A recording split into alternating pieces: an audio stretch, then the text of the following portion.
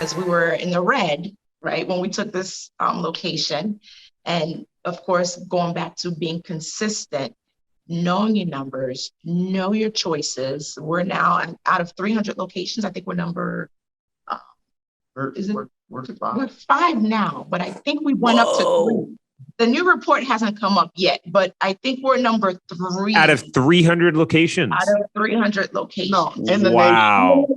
But there's 300 locations in the nation. So yeah, so it comes down to being very Wow.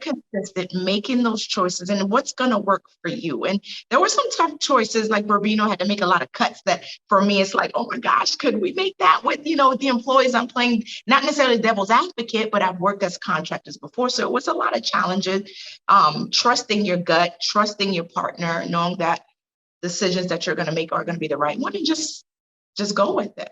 Wow, that's epic. Wow, congratulations. That you. is so huge. I mean, yeah, because usually for the people listening out there, when you buy a resale franchise, a lot of the time, some of the better resale opportunities, they just get scooped up by existing franchisees that are in the market locally.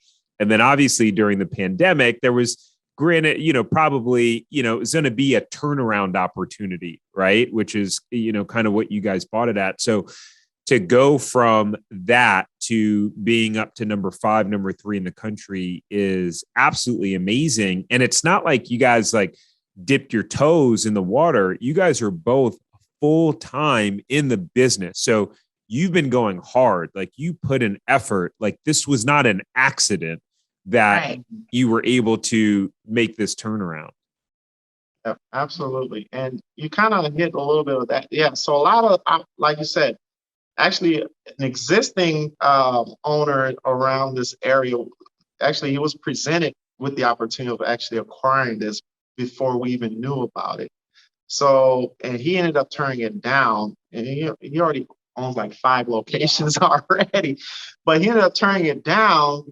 Like I said, the hindsight, he probably whoa, man, I messed that one up. But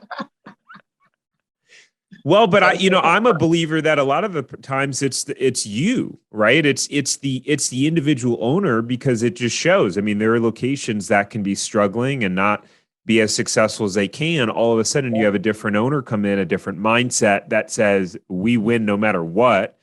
So you always figure out the strategy, right? When you have that mindset, you figure out the strategy. If you start with strategy and you don't have the mindset, well, then Right. you'll give up when it doesn't work. So I don't know that anyone would have been able to turn this around.